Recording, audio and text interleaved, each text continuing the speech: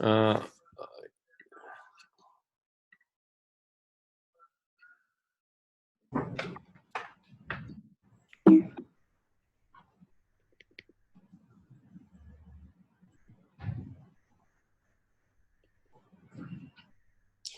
Welcome everyone to the special webinar. मेरा नाम अनुराग साबू है। मैं आईटी और आईएम का ग्रेजुएट हूँ। आईटी से मैं इंजीनियरिंग किया था, इलेक्ट्रिकल इलेक्ट्रॉनिक्स, और आईएम से मैंने मैनेजमेंट किया था। उसके बाद मेरा 23+ इयर्स का वर्क एक्सपीरियंस है अलग अलग इंडस्ट्रीज में। लेकिन मेरा लाइफ का मेजर पैशन है स्टॉक मार्केट। तो करीब मैं ये स्टॉक और कमोडिटी मार्केट में आज 2003 में मैं एंटर हुआ था एज अ ट्रेडर, और आज ऑलमोस्ट 16 इयर्स हो गया है। इसके बीच में मैंने बहुत सारे चीजें की, कई सारे एफएनओ चैलेंजेस थे, ये सर्टिफिकेशन थे। तो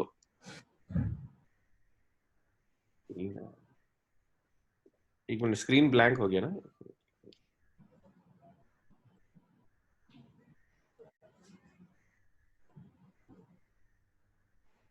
तो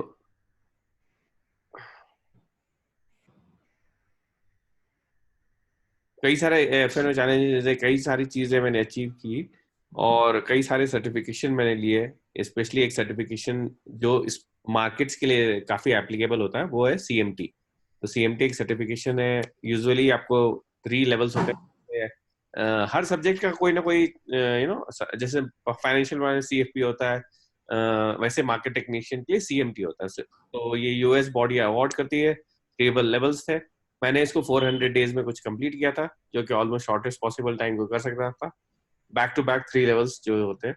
और उसके बाद ये रफली ये उसके बाद उन्होंने मुझे ये सीएमटी के एसोसिएशन ने मुझे ये डिग्री दी।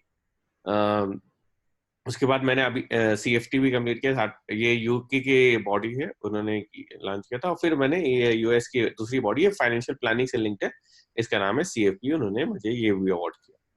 तो ऐसे कई तरह की मेरे पास सर्टिफिकेशंस या क्वालिफिकेशंस हैं जो मार्केट से रिलेटेड है, जैसे इक्विटी डेरिवेटिव है, रिसर्च एनालिस्ट है। तो मैंने कई एग्जाम और कई तरह के किए, क्योंकि अंडर सेबी गाइडलाइंस है जो भी रिक्वायरमेंट थी टाइम टू टाइम। मैंने अपने इस पैशन को एक प्रोफेशन में फुल टाइम ऐसे कन्वर्ट कर दिया कि मैंने 2012 में फिनटेक पर एक सॉफ्टवेयर फर्म लॉन्च किया जिसका नाम था गम्शन लैब्स, जिसने कई सारे अवार्ड जीते। हमने बार्कलेज से, रॉयटर्स से टॉप 10 टॉप 8 के कई अवार्ड जीते। विलेज कैपिटल में हमने फर्स्ट रैंक जीता। फिर नेशनल फिनटेक कमेटी में मैं सिलेक्ट भी हुआ। और हाल में पिकअप फिनटेक 2019 में कॉन्फ्रेंस में हमने सिलेक्टेड भी था एज अ पैनल और वेरियस थिंग में, उसकी कमेटी में भी हूँ। तो कई और हमारे चूंकि अब वो जो हमारा फिनटेक फर्म है उसके बहुत सारे प्रोडक्ट्स हैं और उसके कई एंटरप्राइज कस्टमर्स हैं। उसमें एडलवाइस है, स्टॉक होल्डिंग है, सेंट्रम है, ऐसे कई सारे हमारे मेजर कस्टमर्स हैं जो हमारा प्रोडक्ट यूज करते हैं। लेकिन मेरा बेसिकली सबसे कोर इंटरेस्ट था हमेशा वो ट्रेडिंग। तो इसलिए हमने और उसके लिए मुझे एक टूल्स वेबसाइट बनानी थी। तो इंडिया की leading technical analysis based tools website हमने बनाई, 2012 में लॉन्च किया। उसका नाम था ट्रेडर्स कॉकपिट। उसने भी कई अवार्ड जीते। 2016 में उसने India fintech top 20 hall of fame में अवार्ड में पोजीशन मिला उसको। और ये एक इंडिया की प्रीमियर डेटा एनालिटिक्स वेबसाइट है जहां पर लोग यूज करते हैं, चाहे वो ट्रेडर और इन्वेस्टर हो, कई तरह की यूज के लिए। 100,000 रजिस्टर्ड यूजर्स हैं, नंबर 1 पोर्टल है, और इसके अंदर कई इनिशिएटिव है। तो उसका एक इनिशिएटिव हमने ये भी किया कि पीसी एकेडमी, जो हमारा फाइनेंशियल एजुकेशन पर इनिशिएटिव है। तो बेसिकली हम क्या करते हैं इसमें, इस सब्जेक्ट के बारे में, क्योंकि ये मेरा पैशन भी था, और कि इस सब्जेक्ट के बारे में लोगों को समझाना बताना, क्योंकि ये नॉलेज ऐसा है कि इसके बहुत सारे क्वालिफाइड सर्टिफाइड एक्सपर्ट्स नहीं मिलेंगे आपको। तो इसमें कुछ ही लोग हैं, और वो सब कहीं ना कहीं हर आदमी का पैशन ट्रेनिंग भी नहीं होता है। तो ये कहीं मेरे पास दोनों था, मुझे ट्रेनिंग का पैशन भी था और सब्जेक्ट में अंडरस्टैंडिंग भी थी। तो इसलिए मैंने इसको इनिशिएटिव को एक एजुकेशन इनिशिएटिव को ड्राइव किया। 240-50 वर्कशॉप्स हम कर चुके हैं, 3000 के ऊपर लोग ट्रेन कर चुके हैं। आज NAC, BAC, MCX, Stock Holding Corporation सभी के लिए हमने ट्रेनिंग कंडक्ट करी है। और अब हम एनएसी के ऑफिशियल पार्टनर भी हैं। फाइनेंशियल मार्केट्स एजुकेशन की। तो कई तरह के अचीवमेंट्स और ये सब किए इस फील्ड में हमने। तो ये ब्रीफ बैकग्राउंड था आपको ये बताने का कि आप जिससे बात करने जा रहे हैं उनका क्या बैकग्राउंड है, बस ये।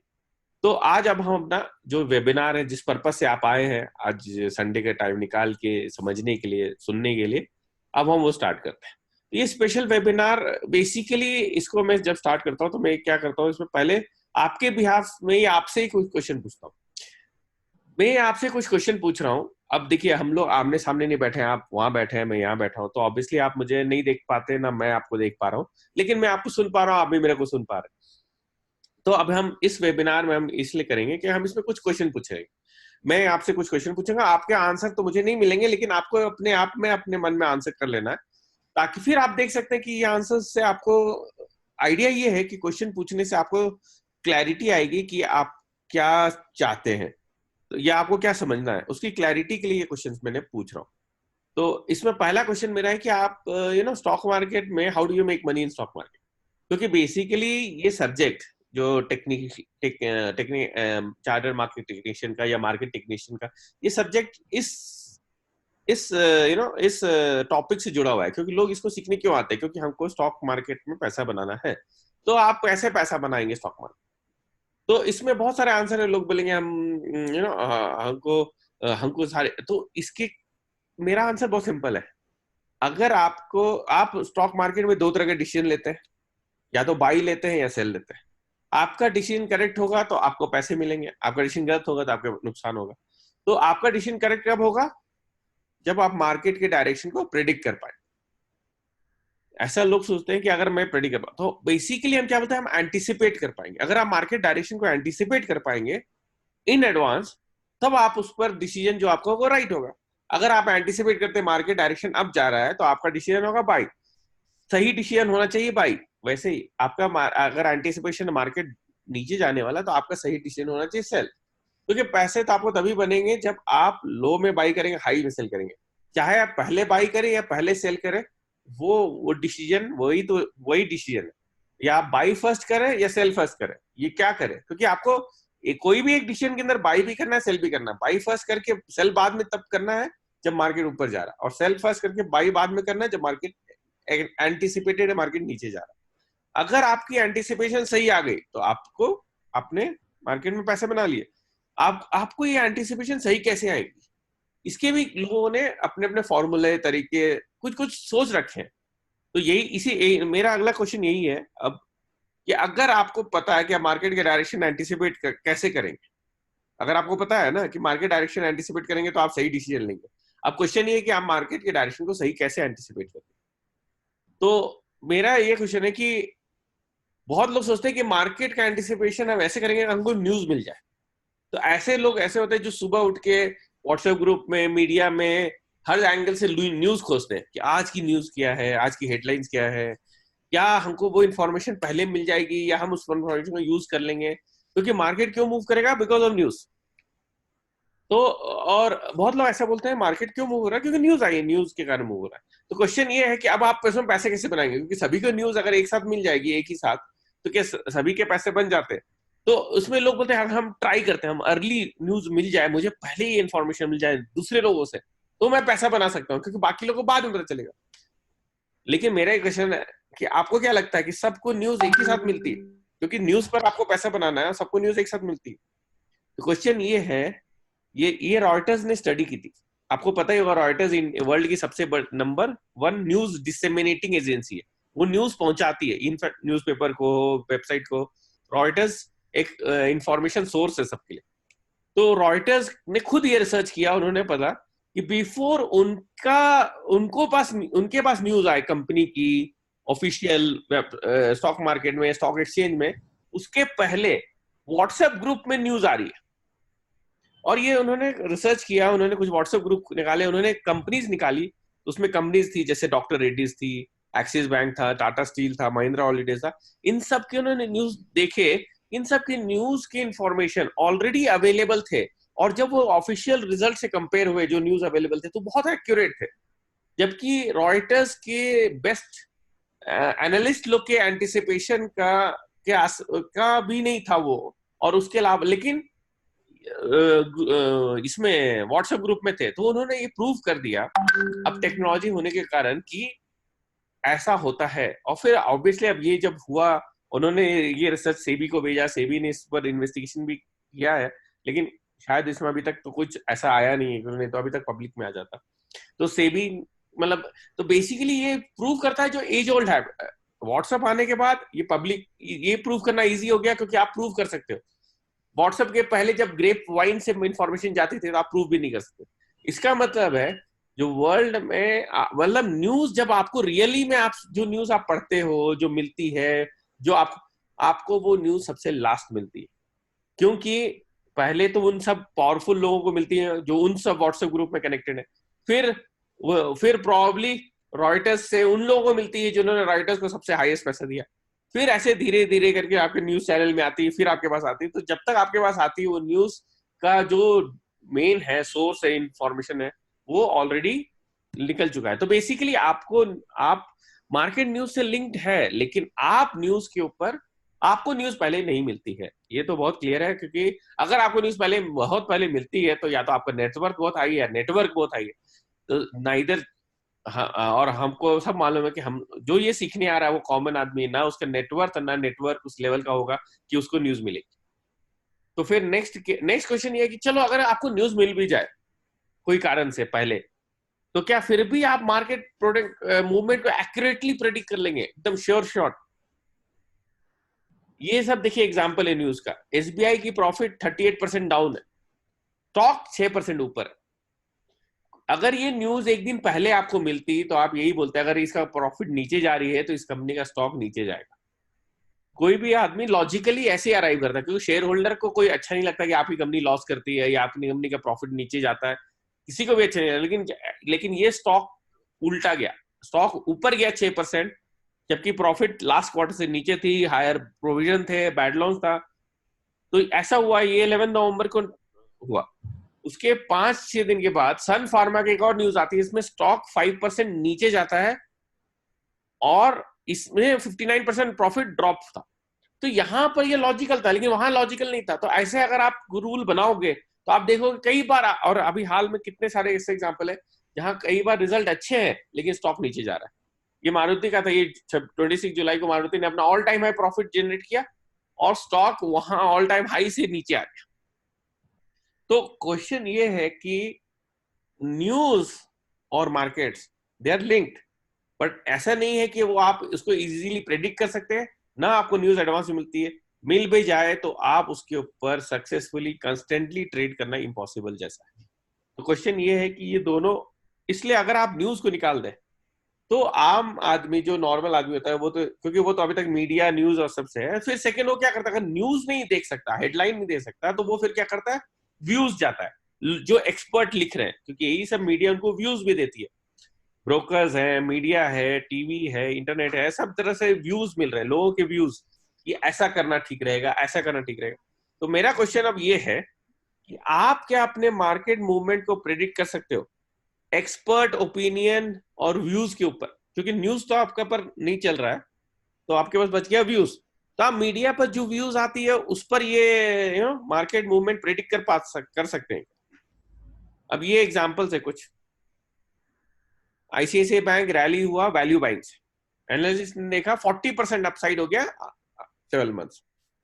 तो अगर आपको 40% अपसाइड आने वाला है नेक्स्ट 12 मंथ में, तो कोई भी आदमी, जो नॉर्मल आदमी इस न्यूज को पढ़ेगा, इकोनॉमिक टाइम्स में छपी हुई न्यूज 28 अप्रैल 2015 वाली न्यूज, उसका यही ओपिनियन होगा कि अरे 40% बढ़ने वाला है, तो इसमें तो मतलब उन्होंने, मतलब लोग ऐसे होंगे जो इस आर्टिकल को पढ़ के ब्लाइंडली आईसीआईसीआई बैंक में इन्वेस्ट करते। अगर आपने 28 अप्रैल 2015 में इन्वेस्ट कर लिया होता, तो 12 मंथ्स के बाद 28 अप्रैल 2016 को अगर आईसीआईसीआई बैंक जाके आप स्टॉक मार्केट का प्राइस चेक करते हैं तो करीब करीब 40% अप नहीं, 40% डाउन। तो क्वेश्चन ये है कि क्या ये, तो आप किसी भी ऐसे छपे हुए व्यूज पर सिंपली ब्लाइंडली रिलाई कर सकते हैं? अगर आप इतने बड़े न्यूज़पेपर में इतने सारे एनालिस्ट के छपे हुए न्यूज पर भी, छपे हुए रिकमेंडेशन पे भी रिलाई नहीं कर सकते हैं, तो फिर आप डिसीजन कैसे लें? ऐसे ही एक दूसरा न्यूज है कि मार्केट टंबल हो गया क्योंकि ग्रीस हो गया।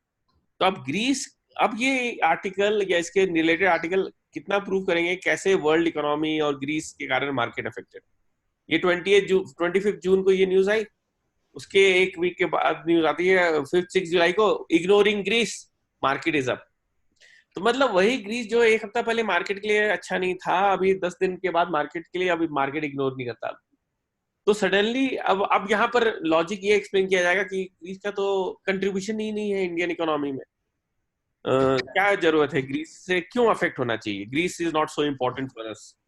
तो अभी सडनली वो ग्रीस जो इतना इंपॉर्टेंट था अभी इंपॉर्टेंट नहीं। ऐसे ही एक कंपनी वाइज न्यूज है, जैसे एमटेक ऑटो, देखिए June 2015 gaining size higher profits of all, मतलब एक acquisition help group triple revenues over 3 years, मतलब 3 साल में कंपनी ने 3 टाइम्स अपना रेवेन्यू कर लिया है।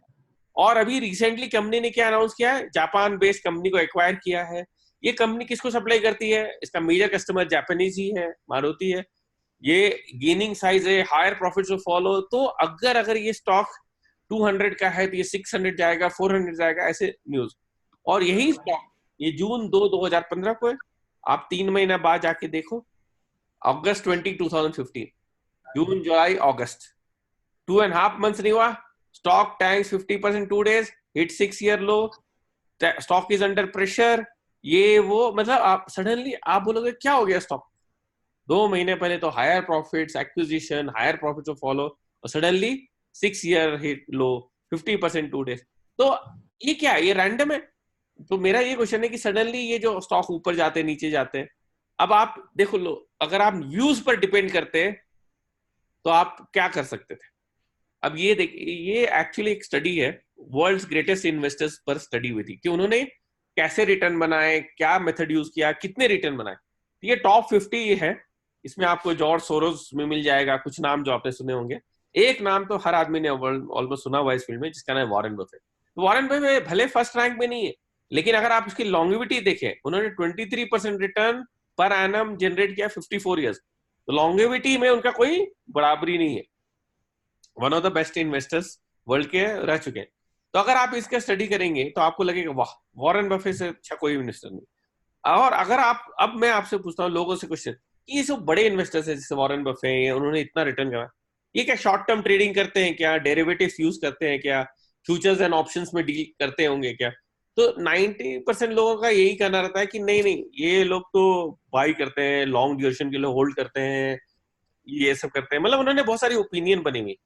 तो आपको मैं न्यूज दिखाता हूँ, बर्कशायर हैथवे की न्यूज आई थी मार्च 2013 में, कि कैसे बिलियनियर चेयरमैन वॉरेन बफे ने डेरिवेटिव बेट्स बना के, using 82 years Buffett, very young guy, uses index put options to speculate on long term gains and made $2 billion in a single quarter।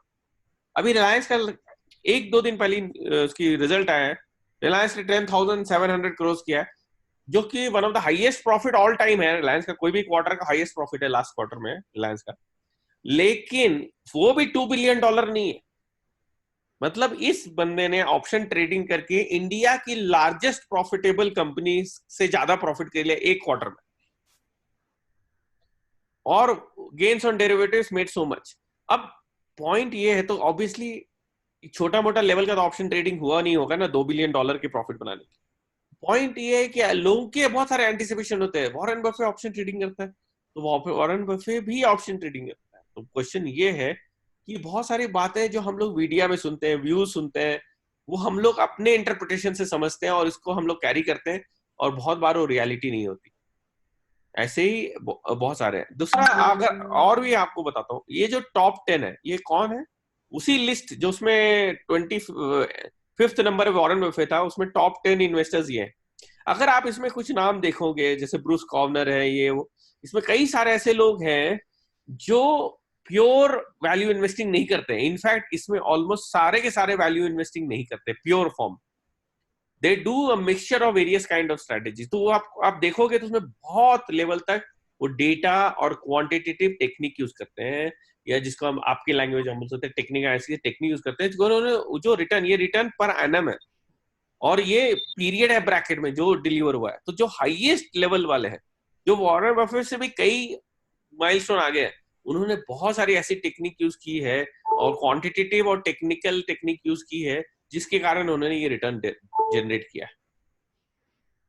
है। अब मेरा नेक्स्ट क्वेश्चन है कि हम बहुत सारे स्टॉक्स के बारे में पढ़ते रहते हैं, जो अभी क्रैश हो गया, तब क्रैश हो गया, हाल में भी बहुत सारे गिरे हैं, तो ये सब क्या रैंडम है, सडनली हो जाते हैं, मतलब आपको तो पता ही नहीं है, सडनली एक दिन न्यूज आ जाती है और आप फंस जाते हैं, ऐसा रैंडम है सारे के सारे? आपको बता दो जितने भी मेजर क्रैश हुए हैं पास्ट में, जैसे ही एक आपको उसकी लिस्ट देता हूँ, पहला लिस्ट है 2013 का topper financial technology, single day crash 65%। JPSC है 2014 का टॉपर 35% इन 2 डेज, 50% इन 3 डेज। आज अगर आप जाके देख सकते हैं जेपीएससी का स्टॉक क्या रेट पे ट्रेड कर रहा है। और ये एमटेक ऑटो जो आपका 2015 का टॉपर था, 50% इन 2 डेज, कंपनी डी लिस्टिंग हो गई है लास्ट महीने शायद एनएससी में। इन्फीबीम 2018 का topper 70% in a single day. तो ये सारे स्टॉक जो एक दिन 2 दिन के अंदर 65%, 70%, 50%, 60% गिरे हैं, ये स्टॉक्स क्या ऑल ऑफ अ सडन, मतलब आपको इसका कोई तरीका नहीं था क्या इनसे बचने का? तो आपको अगर आप इनके एक ऐसी टेक्निक है जो अगर आप अप्लाई कर रहे होते तो इन सारों पर ये जो गिरे हुए हैं ना, गिरने के पहले ही आपका या तो एग्जिट सिग्नल आ गया होता या सेल करने का सिग्नल आ गया होता, अगर आप शॉर्ट साइड में ट्रेड कर रहे हैं। तो वो टेक्निक क्या है, अब उसके बारे में समझते हैं। तो वो टेक्निक जो भी होगी वो तो ऑब्वियसली वही टेक्निक होगी ना जिसको ये अंडरस्टैंडिंग होगी कि मार्केट का मूवमेंट का एंटिसिपेशन कैसे करें। तो मेरा फाइनल क्वेश्चन यही था कि आखिर अब ये सब देखने के बाद कि आपका न्यूज नहीं काम किया, आपका व्यूज नहीं काम किया, एक्सपर्ट के व्यूज नहीं आपके लिए काम कर रहे हैं, और आपकी खुद की रीड न्यूज की एक्सेस नहीं है, और एक्सेस भी है तो अंडरस्टैंडिंग नहीं है, तो न्यूज और व्यूज से आप सस्टेनेबल तो प्रॉफिट नहीं बना सकते। कुछ बना भी होगा तो बाई चांस बना होगा, सस्टेनेबल होना मुश्किल है। तो फिर ऐसा कौन सा फॉर्मूला है जो आपको सस्टेनेबल प्रॉफिट को के पास लेके जाता है? पॉइंट एक ही है, फॉर्मूला कुछ है नहीं। What makes market move? तो उसका पहला और सिंपल आंसर बहुत सिंपल है, markets represent price. Price is equilibrium of demand supply. Demand supply move होती है, प्राइस मूव होती है। डिमांड सप्लाई क्यों मूव होगी? क्योंकि डिमांड मतलब बायर, सप्लाई मतलब सेलर। जब बायर और सेलर अपनी डिसीजन लेते हैं और उन डिसीजन चेंज करते हैं तो मार्केट मूव होता है। तो मार्केट मूव होता है decision taken by buyer and seller, और वो जब मूवमेंट होता है तो वो मूवमेंट से जो उसके कारण प्राइस मूव होता है। तो ये जो है डिमांड सप्लाई को ट्रैक करने के लिए आप जो न्यूज और व्यूज वाला रास्ते से जा रहे हैं वो सस्टेनेबल नहीं है, क्योंकि आपने देख चुके। तो फिर आपके पास एक ही तरीका है इस प्राइस मूवमेंट को सही तरह से एंटिसिपेट करने का। तो anticipate price movement, you have to watch price movement only. मतलब हम क्या बोल रहे हैं कि आपको जो भी इंफॉर्मेशन चाहिए डिसीजन लेने के लिए, बाय डिसीजन लेने के लिए, सेल डिसीजन लेने के लिए, वो कहाँ अवेलेबल है? वो प्राइस में ही अवेलेबल। तो प्राइस, इसको मतलब प्राइस एक्शन, जो प्राइस एक्शन मार्केट में हो रहा है उसी में सारा इंफॉर्मेशन है जो आपको चाहिए as a trader, as a investor, उसमें डिसीजन लेने का। तो अगर ये बात अगर आपको अभी तक समझ में नहीं की, लेकिन ये ऐसा क्यों, ऐसा होता है क्या, तो मैं आपको एक कुछ सैंपल दिखाता हूँ। ये उनके लिए है जिनको जिनको प्राइस एक्शन के ऊपर ये कॉन्फिडेंस नहीं। तो ये एग्जांपल है, जैसे ये देखिए यहाँ पर एक ऑलमोस्ट 2-3 घंटे से प्राइस ₹1 के अंदर मूव हो रही थी। पंजाब नेशनल बैंक का स्टॉक है, 2017 अक्टूबर का चार्ट है। जब ये तो 1-2 घंटे हो गए प्राइस ₹1 के अंदर मूव हो रही थी, फिर सडनली लार्ज क्वांटिटी मूव होता है, ऑलमोस्ट 1 मिलियन शेयर 15 मिनट में ट्रेड होता है, और प्राइस जंप होती है ऑलमोस्ट 3%, मतलब 132 से जंप होके 136 तक चली जाती है। तो प्राइस जब इतनी फास्ट मूवमेंट होती है almost in short span of time, तो ऑब्वियसली किसी बायर और सेलर का इक्विलिब्रियम तो यहाँ चेंज हो गया। जब बायर और सेलर इक्विलिब्रियम चेंज हो गया, और इक्विलिब्रियम क्लियरली दिखा रहा है कि बायर इस चीज को ड्राइव कर रहा है क्योंकि प्राइस ऊपर जा रही है। हाँ, अब ये हो सकता है कि आपको ये नहीं समझ में आया हो कि आपको ये इससे कैसे पता चला, ये क्या है, इसको क्या बोलते हैं। अगर आप मार्केट में नए हो और ये सारी टेक्नोलॉजी से नए हो तो आपको इसमें कई क्वेश्चन हो सकते हैं। मैं मानता हूं कि मैंने वो सारे क्वेश्चन यहाँ एक्सप्लेन नहीं किए, लेकिन वो सारे क्वेश्चन, इतने सारे क्वेश्चन अभी एक्सप्लेन करना पॉसिबल भी नहीं है। तो आप फिलहाल इसको ऐसा मान लीजिए हिस्टोग्राम जैसा है, कोई भी एक बार चार्ट समझ लीजिए, जो भी आपने स्कूल कॉलेज में पढ़ा होगा, एक बार चार्ट है, छोटे छोटे प्राइस मूवमेंट, और ये बड़ा प्राइस मूवमेंट हुआ है, इसको एक बार मान लीजिए।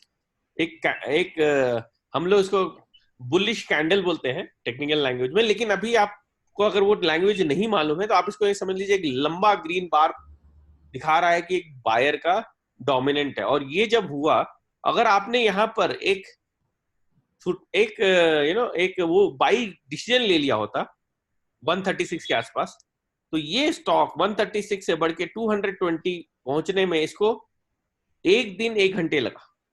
मतलब बेसिकली ये स्टॉक जो ऑलमोस्ट 80-70% राइज कर गया, जो एक नॉर्मल इन्वेस्टर प्रोबेबली ड्रीम करेगा एक साल में भी हो जाए तो लोग हैप्पी रहेंगे, यहां आपको 2 दिन के अंदर वो मिल रहा है। तो ये डिसीजन का ट्रिगर कहां से था? इस प्राइस एक्शन से, जो कि न्यूज के बहुत पहले आई थी। न्यूज इधर थी, प्राइस एक्शन इधर था, इसलिए आपका न्यूज के बहुत पहले प्राइस एक्शन आया, आपने उसको एडवांटेज में कन्वर्ट किया, उस पर ट्रेड किया, और ऐसा हुआ।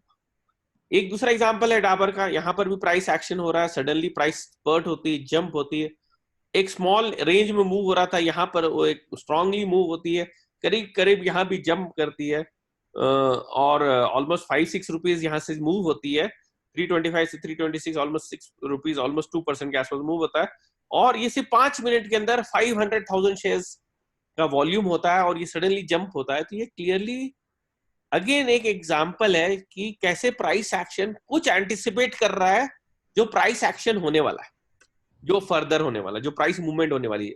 तो यहाँ पर अगर आप 332 के आसपास अगर आपने इसको खरीद लिया होता, तो ये 2 दिन के अंदर 360 के आसपास स्टॉक पहुंच गया। तो पॉइंट ये है कि 332 में खरीदा हुआ स्टॉक 360 पहुंच गया, 132 में खरीदा, 136 में खरीदा हुआ 220 के आसपास पहुंच गया। पॉइंट ये है कि सब स्टॉक बराबर बढ़ा, ये जरूरी नहीं है, लेकिन ये जो बढ़ने का तरीका हो रहा है, न्यूज आने के पहले जो प्राइस एक्शन में ये जो सिग्नल आ रहे हैं, उसको समझने से आपको कई एडवांटेज हो सकते हैं, जिसको आप एक सुटेबल ट्रेड में कन्वर्ट कर सकते हैं। तो मेरी लैंग्वेज में बहुत सिंपल है कि आपके पास एज अ कॉमन मैन, और हमारा आप सब कॉमन मैन में, क्योंकि हम लोग को ना कोई पहले आके न्यूज बताता है, ना राइटर हमारे घर में फोन करता है, ना हम उस नेटवर्क में कि हमको इन्फॉर्मेशन आती है डायरेक्ट।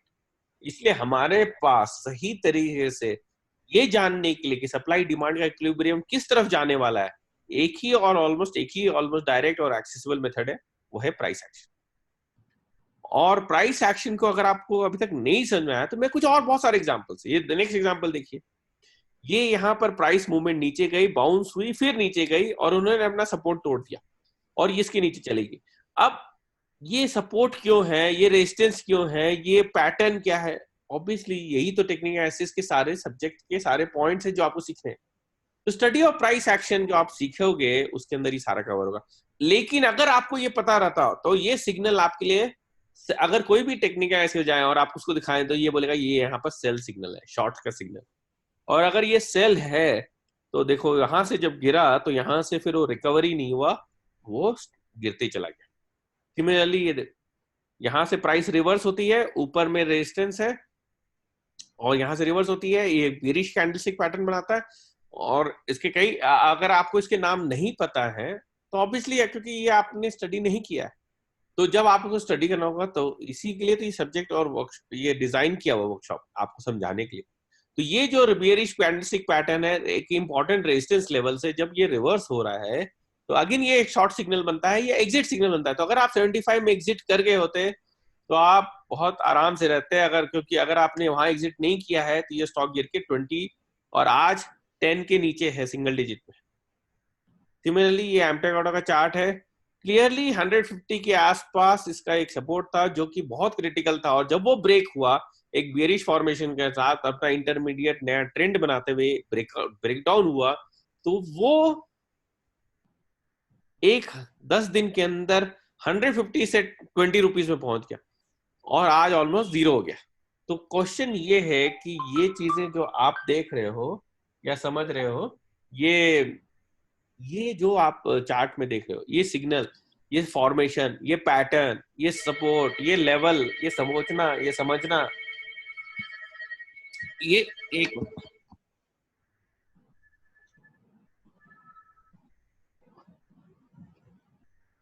तो ये जो समझना समझना है, ये जो आप कर रहे हो, तो इसका जो काम है, ये जो अंडरस्टैंडिंग है, ये जो साइंस है, ये जो टेक्निक है, उसी का नाम टेक्निकल एनालिसिस है। तो ये इसको ही सीखने के लिए, समझने के लिए ही आपको इन डेप्थ इसकी पूरी ए टू जेड समझने के लिए, ऑब्वियसली समझने के लिए कई तरीके हैं, आपको कोई भी समझा सकता है, कोई भी इसको जैसे होता है ना कि ये कोई भी आपको इसके बारे में समझा सकता है या बता सकता है, लेकिन इस सब्जेक्ट की सही नॉलेज अगर आपको लेनी है तो ऑब्वियसली अगर आप किसी सर्टिफाइड आदमी को खोजेंगे तो आपको कोई सर्टिफाइड मार्केट टेक्नीशियन या कोई सर्टिफाइड फाइनेंशियल टेक्नीशियन या ऐसे किसी को पकड़ना पड़ेगा जो इस सब्जेक्ट को आपको समझा सके, जिसके जिसको बारे में इसकी सर्टिफिकेट सर्टिफाइड इंफॉर्मेशन है। थ्योरेटिकली तो हर आदमी जो केमिस्ट होता है या जो ब्रोकर होता है या सब ब्रोकर होता है, वो आपको कुछ ना कुछ मार्केट के बारे में बता ही सकता है, क्योंकि वो इतने साल से मार्केट के बारे में समझ रहा है, देख रहा है कर। लेकिन अगर आपको इसको राइट इन्फॉर्मेशन चाहिए या आपको राइट सोर्स है, तो आपको कोई सर्टिफाइड आदमी से सीखना पड़ेगा। और इसीलिए मैंने आपको बताया कि वो आपको सर्टिफाइड आदमी मिल देंगे, या तो कोई सीएमटी मिलेगा या सीएफटी मिलेगा, जो इस सब्जेक्ट के बारे में फुल एंड स्केल ऑथराइज्ड मतलब सॉर्ट ऑफ वैलिडेटेड इंफॉर्मेशन जिसके पास है, जो इस सब्जेक्ट के बारे में बता सके। तो ये एक और एग्जांपल है, एक और एग्जांपल ले लेते एग्जांपल, ये आपको जो दिख रहा है, ये प्राइस ऐसे राइज जा रही है। अभी मैं आपको ऐसा ही दिखा दूंगा, कई सारे चार्ट में ऐसे दिखा, तो आप ऐसे, तो ये ऑब्वियसली कोई भी आपको मालूम है कि कहीं ना कहीं टर्न होगा। तो ये इसका टर्न आया और ये इसका बियरिश रिवर्सल है, जो कि ऑलमोस्ट आप देखोगे इसके प्रीवियस हाई के आसपास हो रहा है। ये एक बियरिश कैंडलस्टिक पैटर्न है, इसको इवनिंग स्टार भी बोलते हैं। लेकिन अगर आपको इसको पैटर्न के बारे में पता नहीं है या नाम पता नहीं है, तो ऑब्वियसली ये तो यही आपको सीखने और इसको अप्लाई करने के लिए ही तो आपको ये वर्कशॉप करनी है। तो अगर यहाँ पर अगर आपने एग्जिट ट्रिगर आपको नहीं किया होता, क्योंकि ये काफी सब्सटैंशिएटेड बियरिश फॉर्मेशन है, ये करीब 430 रुपीज था जब ये मनपसंद एवरेज करके स्टॉक था, यहाँ से रिवर्स हो गया और उसके बाद से आज तक वहां से रिकवर किया ही नहीं है। कुछ ही दिन में स्टॉक 200 लेवल में पहुंच गया और आज उसके भी कहीं नीचे है। तो करीब करीब एक इन्वेस्टर जो इसके ऊपर इसके ऊपर इन्वेस्टमेंट होगा, उसका कितना नुकसान हो गया होगा अगर उसने इस सिग्नल को टाइमली नहीं देखा होगा। तो ऐसे ही आप अभी देखोगे, ये हाल के न्यूज है, ये जुलाई 5 का, इंटरिम से फुल बजट तक स्टॉक 350% बढ़ गए। ऐसे स्टॉक्स भी हैं, करीब करीब 32 स्टॉक्स हैं जो बजट के इंटरिम बजट से फाइनल बजट के बीच में 350% से 350% बढ़े थे, जिसमें रेफेक्स है 368% है, बीआईएल है 268%। तो ऐसे नहीं है कि सिर्फ स्टॉक्स घटते ही है, स्टॉक्स बढ़ते भी हैं। लेकिन अगर आप देख लोगे कितने स्टॉक्स बढ़े 35%, कितने स्टॉक्स घट गए 65%, इसका मतलब है आप ब्लाइंडली रैंडमली कभी भी कोई भी मार्केट में आप इन्वेस्टमेंट नहीं कर सकते, कोई स्टॉक में नहीं कर सकते, क्योंकि आपको उसको सिग्नल देख के समझ के उसकी अंडरस्टैंडिंग करके करना पड़ेगा। इसलिए ये जरूरी है, नहीं तो आपके ऐसे स्टॉक्स आपके पोर्टफोलियो में आ जाएंगे जो हीरो से जीरो हो चुके हैं। और ये सारे स्टॉक अगर यहां से गिरे हैं तो याद रखना यहां से कहीं यही इस नंबर में पहुंचे भी थे, तो इसलिए उसके पहले उन्होंने सॉलिड रैली की थी। ये टॉप 50 स्टॉक्स हैं जिन्होंने किसी के भी पोर्टफोलियो को सॉलिड डैमेज किया है पिछले 5-6 साल में। ये वो सारे वैसे स्टॉक्स हैं जिन्होंने करीब अच्छा खासा डैमेज कर दिया है लोगों के पोर्टफोलियो को। तो अगर आप चाहते नहीं हो कि ये सारे स्टॉक्स आपके पोर्टफोलियो में आए या आपके साथ रहे या आपके ट्रेडिंग में आए या इन्वेस्टिंग में आए, या आए भी तो आपके मतलब आपके साइड में, मतलब आप इस पर शॉर्ट साइड में है, लॉन्ग साइड में नहीं, तो आपको एक ही तरीका है कि आपको ये प्राइस एक्शन सीखना पड़ेगा और प्राइस एक्शन की स्टडी सीखनी पड़ेगी। और इस स्टडी का नाम है टेक्निकल एनालिसिस। और इस टेक्निकल एनालिसिस इज बेसिकली एक स्टडी है प्राइस एक्शन का, जो समझाता है कि मार्केट साइकोलॉजी समझे और कैसे सुटेबल बेट ले। अब प्राइस एक्शन को सीखने का कई तरीके हो सकते हैं। जैसे होता है ना कि आपको हर शहर में, हर गली में, हर विलेज में आपको एक कोई ना कोई आ जाएगा जिसको बोलते हैं झाड़ फूक ओझा टाइप आदमी, हर जगह मिल जाते हैं। आप उनसे जाके सीख लीजिए। जिस आदमी ने मार्केट में कुछ ना कुछ किया है उसके बारे में कुछ ना कुछ बोलने के लिए तो हमेशा रहेगा। या तरीका है ऑल्टरनेट तरीका, जो कि वर्ल्ड वाइड रिकमेंडेड तरीका, कि आप प्रॉपर सर्टिफाइड लोगों से सीखिए जो इस सब्जेक्ट के रिकॉग्नाइज सर्टिफाइड प्रैक्टिशनर्स हैं, और उनको जिस सब्जेक्ट के बारे में एंड टू एंड पता है, ए टू जेड पता है, सिर्फ एक टेक्निक या एक पॉइंट नहीं पता है, सिर्फ एक चीज नहीं पता है, या एक एक बार नहीं बता सकते, आपको ऐसी नॉलेज ले जानी है जो आप हर जगह हर चीज में यूज कर सकते हैं।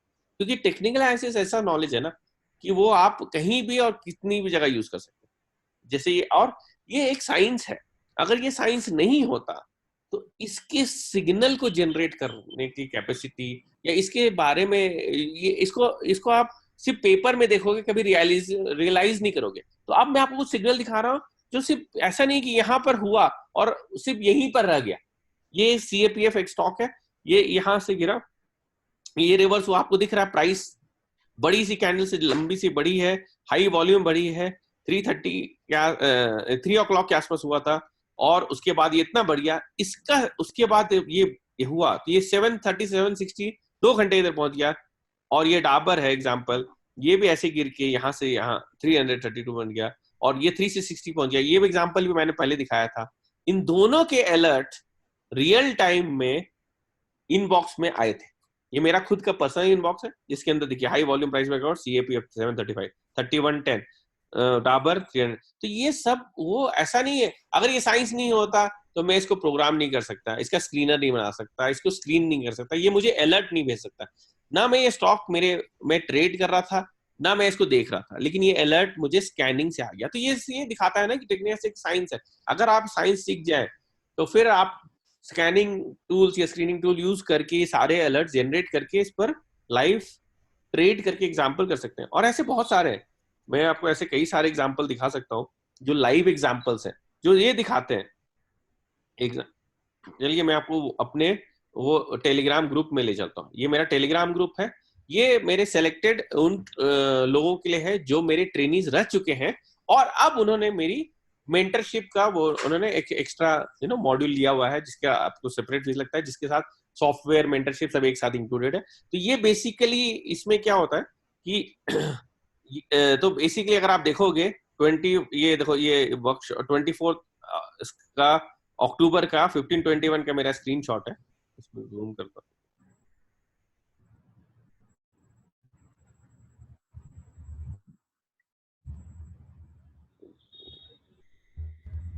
तो इसमें मैंने 24 अक्टूबर को 320 में निफ्टी पोटेंशियल बुलिश रिवर्सल का चार्ट दिखाया था। अगर आप जाके आप देख लोगे तो ये 10,100 200 के आसपास था, 120 ये लोएस्ट पॉइंट था। तो लोएस्ट पॉइंट में जो बुलिश रिवर्सल था वो मैंने यहाँ पर आइडेंटिफाई करके दिया था। ये लाइव ही है, लाइव उनको गया था जो उसमें है। ऐसे ही अगर आप नीचे जाओगे, अभी लास्ट का मैं दिखाता हूँ इधर, ये रहा जुलाई 5 का मार्केट है अपने वापस बजट के जस्ट पहले ये अपना नया हाई बनाया था, और ये बजट के दिन ये वो रिवर्सल हुआ था। यहाँ पर मैंने लिखा निफ्टी, ये देखिए निफ्टी बियरिश रिवर्सल, और उस दिन के बाद उसके बाद ये 12:38 मैंने प्लॉट किया था जुलाई 5 को, और ये 2 घंटे के अंदर ऐसा हो गया चार्ट, और आज आप देख ही चुके हो कि कितने नीचे जा चुका वहां से। तो पॉइंट ये है कि इंपॉर्टेंट रिवर्सल्स इंपॉर्टेंट ये सब कुछ सैंपल्स हैं। ये नहीं बोलता हूँ कि आपको ये किसी की ये चाहिए, ये उन लोगों के लिए जिनको अभी भी टाइम टू टाइम कुछ ऐसा एग्जाम्पल्स या कुछ ऐसा मिल जाता है तो उनको एक आइडिया रहता है कि कैसे मैं इनको देख सकता हूँ। लेकिन ये ऐसे लाइव एग्जाम्पल्स हैं जो पास्ट में हो चुके हैं, और जिसको देख के आप इसको मतलब देख सकते हैं। इसके और डिटेल देखना है तो मैं और डिटेल इसको जूम करके देख सकता हूँ।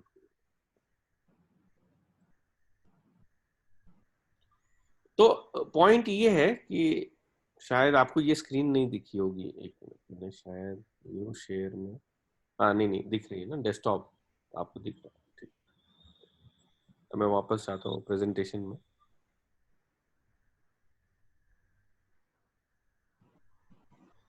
तो पॉइंट ये है कि ये सारा साइंटिफिक तरीका है, इसमें ऐसा कुछ भी नहीं है, कोई भी कर सकता है। आपको ऑब्वियसली कोई भी चीज आप सीखोगे तो पहले आपको सही तरीके से सही जगह से सीखना होगा, सही जगह से सीखने के बाद उसके बाद उसको प्रैक्टिस करना होगा, फिर आप इसके खुद के एक्सपर्ट हो जाओगे ओवर। अब ये से दूसरा एग्जांपल है फंडामेंटल वर्सेस टेक्निकल। तो बहुत सारे ऐसे लोग हैं जो आज भी वो balance sheet, income statement, cash flow, earnings ये सब पर डिपेंड करके कैलकुलेट करते हैं और सब कर निकालते हैं, और बाकी कुछ लोग हैं, आप देख रहे हो यहाँ चार्ट देखते हैं और ये सब देखते हैं, जैसे हम देख रहे थे एग्जाम्पल। तो आप कैसे भी कर लो, लेकिन ये एक एग्जाम्पल स्टडी है जो लाइव मैंने देखी हुई है, मतलब हुई भी मेरे सामने। ये मार्च 2015 का था। मेरा एक दूसरा फोरम है, वहां पर लोगों, वहां पर मेरे स्टूडेंट पोस्ट कर रहे थे। तो एक जन ने पोस्ट किया, देखो एक्सपोर्ट बहुत बुलिश है, इसका ब्रेकआउट आया है, काफी बढ़ना चाहिए। दूसरे ने पोस्ट कर दिया, अरे तुम्हारा पोस्ट देखा मैंने राज एक्सपोर्ट्स, लेकिन ये बुलिश तो है चार्ट, लेकिन कंपनी का फंडामेंटल बहुत खराब है, तो घटिया है, कंपनी कोई काम की नहीं है, टैक्स नहीं देती है, ये नहीं होता है, मैनेजमेंट क्वालिटी थर्ड ग्रेड है, ये सब उसने लिख दिया। ये सब लिखने के बाद फिर दोनों का झगड़ा हुआ। तो फिर मैंने दोनों के बीच में किया, भैया आपस में क्यों फोरम में एक दूसरे को बोल रहे हो, तुम टेक्निकल हो, तुम फंडामेंटल हो, सब अपनी अपनी जगह ठीक है। तो फिर वो फाइनली लोगों ने ट्रूस हो गया। तब ये हुआ था, ये वो टेक्निकल सिग्नल था जिसके कारण टेक्निकल बंदे ने बोला था ये स्टॉक ब्रेकआउट हुआ है और ये स्टॉक बढ़ेगा। ये 190 के आसपास था ये स्टॉक का जो टेक्निकल ब्रेकआउट था। इसके बाद ये स्टॉक 190 से बढ़ के 600 हो गया 3 महीने में। ये वीकली चार्ट है, तो आप देख सकते हो कि विद इन वीक्स ये 200 का स्टॉक 600 हो गया 190 का। तो इसके बाद क्या हुआ, ऑब्वियसली तो वो बंदा वापस आया 3 महीने बाद, देखो मैंने बोला था ना मल्टी बैगर हो गया, टेक्निकल जीत गया। तो दूसरे वाले ने एडमिट कर लिया, सर टेक्निकल 1 फंडामेंटल 0, आप सही हो। तो ये में ऐसा ही बहुत सारे दूसरे स्टडीज हैं, ये और स्टडीज है जो टेक्निकल फंडामेंटल के कॉल्स के बीच में है। लेकिन मैं किसी साइंस को गलत या सही नहीं बोलता, मैं ये पर्टिकुलर नहीं बोलता, क्योंकि हर का यूज करने का अपना एक तरीका होता है और स्टाइल होता है। तो टेक्निकल का बेसिकली अगर आप देखोगे तो वर्ल्ड जितनी फास्ट पेस वर्ल्ड में है, फंडामेंटल पर डिपेंड करना उतना टफ हो गया कि फंडामेंटल बहुत सब्जेक्टिव है। टेक्निकल की रिलायबिलिटी इसलिए ज्यादा है क्योंकि बहुत ऑब्जेक्टिव है और डेटा ड्रिवन है। तो आज के टाइम में आप देखोगे सारी जगह डेटा ड्रिवन डिसीजन मेकिंग ही डोमिनेट कर रहा है। इसीलिए ही स्टॉक मार्केट में आप देखोगे टेक्निकल फंडामेंटल के ऊपर डोमिनेट कर रहा है डिसीजन मेकिंग, क्योंकि बहुत सिंपल है, क्योंकि वो डेटा ड्रिवन है। और ये उतना डेटा ड्रिवन नहीं है इतना, क्योंकि डेटा है इसमें भी, लेकिन रियल टाइम नहीं है ना। आपको जो रिजल्ट्स मिल रहे हैं वो पहले के हैं, जो फंडामेंटल डेटा है वो पहले का। तो आपको, जबकि टेक्निकल का जो प्राइस एक्शन है वो रियल टाइम, वो अभी हो रहा है। तो इसलिए इन दोनों में इस डिसीजन मेकिंग में जो डिस्पैरिटी है वो आपको दिखती है। तो बेसिकली हम लोग क्या बोलते हैं, दोनों के बीच में डिफरेंस क्या है। तो टेक्निकल एनालिसिस ये बोलता है कि व्हाट मोर इंपॉर्टेंट है, क्योंकि वो अभी हो रहा है, वो प्राइस एक्शन आपको दिख रहा है, तो क्या हो रहा है वो ज्यादा इंपॉर्टेंट है, क्यों हो रहा है वो इंपॉर्टेंट नहीं है। टेक्निक फंडामेंटल एनालिसिस क्यों यूज करके प्राइस फोरकास्ट निकालता है, टेक्निकल एनालिसिस व्हाट यूज करके फोरकास्ट निकालता है। तो बेसिकली जो प्रिंसिपल्स आपने देखा, ये आपको कोई भी एसेट क्लास में यूज कर सकते हो। स्टॉक्स है, इंडिसेस है, करेंसी है, मेटल्स है, फ्यूचर्स, कहीं भी यूज कर सकते हो। ये बिटकॉइन जैसा जो एक क्रिप्टो करेंसी है उसका चार्ट है। इसमें ये चार्ट आप देखोगे, ये नीचे जा रहा था, यहाँ पर ये टर्न अराउंड होता है, बुलिश फॉर्मेशन बनता है, इंटरमीडिएट रेजिस्टेंस को ब्रेक करता है और वापस अप ट्रेंड में जाता है। और यहाँ जब ये बाई सिग्नल आता है 9500 के बाद, विद इन 2 डेज ये क्रिप्टो करेंसी, क्योंकि ये हाईली वोलेटाइल है, ये $19,000 टच करे विद इन 2 डेज। ऐसे ही बहुत सारे हैं। अभी हाल में भी वापस बिटकॉइन में वापस टर्न अराउंड आया था, ब्रेकआउट आया था, वो भी टेक्निकली अगर आप चार्ट देखोगे बिटकॉइन का बहुत क्लियर कट है कि कैसे वो 4,500 के ऊपर उसका टेक्निकल ब्रेकआउट आया था और वापस अभी वो $13,000 तक पहुंच गया। लेकिन मैं ये नहीं, हम लोग के लिए क्रिप्टो करेंसी ट्रेड करना इलीगल है इंडिया में, इसलिए मैं उस पर मेरा ये बताने का ये तरीका नहीं कि मैं आपको बोल रहा हूँ जाओ जाइए क्रिप्टो करेंसी ट्रेड कीजिए, क्योंकि वो करना आपके लिए शायद पॉसिबल नहीं होगा, क्योंकि ये रेगुलेशंस अलाउ नहीं करते और आपके पास प्रॉपर सोर्स नहीं है उस पर ट्रेड करने। लेकिन मैं बोल रहा हूँ ये टेक्निकल एनालिसिस प्रिंसिपल किसी में भी अप्लाई करते हैं, चाहे आप इधर अप्लाई कर ले, चाहे आप स्टॉक्स में अप्लाई कर ले। इसलिए कई तरह के टीए प्रिंसिपल्स हैं जिनको आपको मास्टर करना पड़ेगा। जो हमारा 2 या 3 दिन का जो प्रोग्राम रहेगा वहां भोपाल में, उस पर वहां पर उसमें ये सारे कॉन्सेप्ट टेक्निकल एनालिसिस के और पावरफुल कॉन्सेप्ट अच्छे समझाए जाएंगे, आपको मार्केट साइकोलॉजी बताई जाएगी, अपॉर्चुनिटी आइडेंटिफाई करना बताया जाएगा, ऑप्टिमल एग्जिट करना बताया जाएगा, और इसके अंदर आपको कैसे चार्ट देखना है, स्टॉक कैसे स्क्रीन करना है, सही प्रैक्टिसेस क्या है, कैसे अपना एंट्री एग्जिट प्लान करें, कैसे ट्रेड इन्वेस्ट करें, इस पर फोकस रहेगा। इसके लिए जो पावर प्रिंसिपल्स हैं, जो प्राइस वॉल्यूम एनालिसिस हैं, जो ट्रेंड सपोर्ट रेजिस्टेंस है, पावर कैंडलस्टिक के पावर कॉन्सेप्ट्स हैं, कई तरह के मूविंग इंडिकेटर्स हैं, मल्टी टाइम एनालिसिस है, एग्जिट्स है, रिस्क मनी मैनेजमेंट है, और इन सब को यूज करके कैसे अप्लाई करें लाइव मार्केट में, और उनके कैसे अपने डिसिप्लिन मेंटेन करें और कैसे एक प्रोफेशनल ट्रेडर बने, ये सारा इसमें कवर किया गया। तो क्योंकि ये सारा और one of the best ways to handle ये सारे रिस्क है, जब आप ये सीखेंगे और ट्रेडिंग करेंगे, तो जब आप ट्रेडिंग की वॉल्यूम आपकी जब बढ़ेगी, या ट्रेडिंग वॉल्यूम नहीं भी बढ़ेगी, तो जो भी ट्रेडिंग आप करोगे आप देखोगे इसमें एक एलिमेंट ऑफ रिस्क तो रहता ही है, क्योंकि इसमें आपको 100% गारंटी कोई भी टेक्निक की नहीं होती, टीए की भी नहीं, लेकिन उन रिस्क को मैनेज अगर आप कर लो तो आप सही ट्रेडर बन जाते हो। तो one of the best way to manage risk है कि आप ऑप्शंस यूज करें, ऑप्शंस यूज करके ट्रेड करें। तो पहले आपको मार्केट डायरेक्शन पता करना है, तो टीए सीखना है। मार्केट डायरेक्शन को सही तरह से यूटिलाइज करना है कम रिस्क पे, तो ऑप्शन यूज करना है। इसलिए ऑप्शन मैं ऑलमोस्ट ऐसा मानता हूं ये second part of market knowledge के बारे में सीखने का एक सेकेंड इंपॉर्टेंट पार्ट है ऑप्शन, और वो भी आपको सीखना जरूरी है। ठीक है, तो पहला कोर्स था मेरा टीए वाला जो आपको सीखना है, सेकेंड है कोर्स ऑप्शन वाला जो आपको उसके साथ है। तो ऑप्शन वाले कोर्स में बेसिकली अब ऑप्शंस एक अपने आप में एक नया इंस्ट्रूमेंट होगा बहुत लोगों के लिए, क्योंकि बहुत लोगों ने फ्यूचर ट्रेड किया होगा, कैश ट्रेड किया होगा, लेकिन ऑप्शंस ट्रेड बहुत कम लोगों ने किया होगा, क्योंकि इसकी नॉलेज एक कम है। दूसरा, ये थोड़ा इंस्ट्रूमेंट अलग है, ये बहुत अलग तरीके से मूव होता है। इसकी नॉलेज, इसके टर्म्स, इसके रिस्क मैनेजमेंट, इसकी सेलिंग, इसकी बाइंग, कैसे करें, ऑप्शन प्राइस को कैसे हैंडल करें, ऑप्शन प्राइसिंग मॉडल क्या है जिसके बेसिस में सारा डिटरमाइन होता है, कौन से फैक्टर है जो ऑप्शन प्राइस को अफेक्ट करते हैं, ये फैक्टर एक्सपायरी और अवे फ्रॉम एक्सपायरी कैसे चेंज होते हैं, ऑप्शन की वैल्यू को क्या होता है जब वो एक्सपायर हो जाती है, एक्सपायरी का पेनल्टी क्या होता है, उसके बाद क्या होता है, ये सारी चीजों को जानना और समझने के लिए।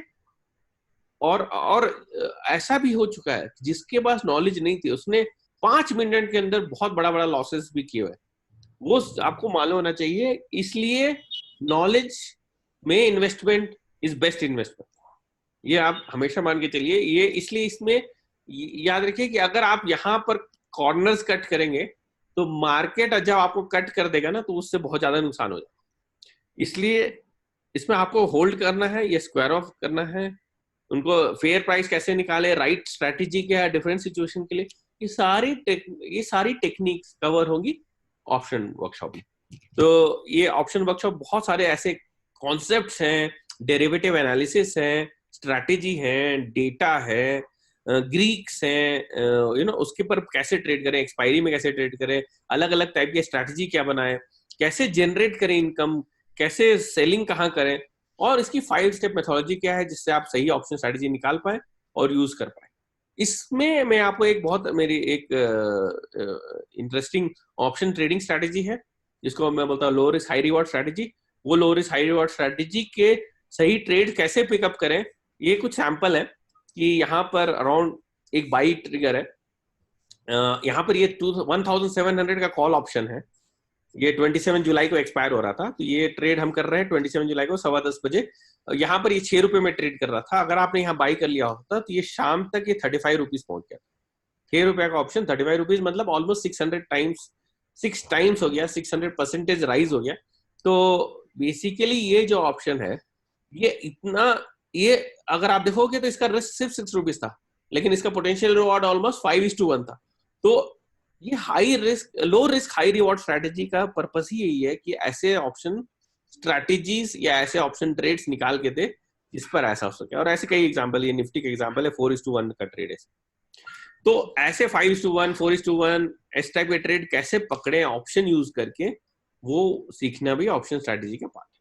तो जब आप ये 3 दिन का जो हमारा बहुत कॉम्प्रिहेंसिव प्रोग्राम है, ऑलमोस्ट 3.5 days ऑलमोस्ट चलता है, क्योंकि पिछले दिन शाम से स्टार्ट हो जाता है, तो ये पूरा प्रोग्राम अगर आप कर लोगे तो उसके बाद आपकी मार्केट नॉलेज कंप्लीट हो जाएगी, आप ट्रेडिंग अपॉर्चुनिटी मिस नहीं करोगे, आप किसी और पर आपकी डिपेंडेंसी कम हो जाएगी, और आप जो दूसरे लोगों को ये सक्सेसफुल मिल रही है, ऐसे जो सक्सेसफुल ट्रेडर्स हैं, आप उसकी लिस्ट में अपना एप्लीकेशन डालने के लिए रेडी हो जाओ। क्योंकि आप देख लोगे जो भी सक्सेसफुल ट्रेडर्स हैं वो ये सारी चीज खुद से कर लेते हैं, उनको डिपेंड नहीं करते हैं। आप किसी भी बैकग्राउंड जाकर उनकी स्ट्रैटेजीज क्लियर है, उनकी अंडरस्टैंडिंग क्लियर है, उनका उनका उनका कंफ्यूजन नहीं है, उनका उनका मार्केट में रिस्क है लेकिन टेंशन नहीं। तो क्योंकि उनको मालूम है कि स्ट्रैटेजी अगर अभी नहीं चल रही है तो आगे चलेगी, कैसे चलेगी, क्या होगा। मार्केट के बारे में गारंटी कोई नहीं दे सकता है, लेकिन मार्केट स्ट्रैटेजी को सही तरह से अप्लाई नहीं करना बेवकूफी, ठीक है। इसलिए क्योंकि वो आप अगर मार्केट स्ट्रैटेजी को सही से अप्लाई करो तो ओवर अ पीरियड वो आपको ये प्रॉफिट देती है। हर ट्रेड का गारंटी नहीं होता है, लेकिन ऑलमोस्ट आप हर सक्सेसफुल ट्रेडर से जाके मिलोगे तो आपको कुछ कॉमन पॉइंट्स मिलेंगे जो ऑलमोस्ट सब में कॉमन है। अगर आपको वो सारे कॉमन पॉइंट समझने हैं तो आप इस वर्कशॉप में आइए, and I will be very happy to share my knowledge with you, and I look forward to see in the workshop. मैं होप करता हूँ कि आपको अगर कोई डाउट होगा तो आप पूछ सकते हैं। मैंने अपने तरफ से जो आपको क्लैरिफिकेशन देना था वो दे दिया, एंड आई लुक फॉरवर्ड कि वर्कशॉप अभी होने वाले, और आप डेट्स चेक कर सकते हैं जो भी ऑर्गेनाइजर लोग से, और उसके हिसाब से फिर आप एनरोल कर सकते हैं। I look forward to seeing during workshop. It will be my pleasure to share my knowledge, because I believe that sharing is the best way to spread education about this subject. ये subject इतना powerful है, इतना इतना highly rewarding है, और इसकी knowledge selected लोगों के पास ही है, और प्लस हर आदमी जिसका नॉलेज है जरूरी नहीं वो सामने वाले को सिखा भी पाए उसकी नॉलेज। तो ये एक अपॉर्चुनिटी है आपको मेरे साथ इंटरेक्ट करने का, and I look forward to seeing you during one of my workshop. So I guess that's all from now. If you have any questions, you are free to ask me. If you have any questions in your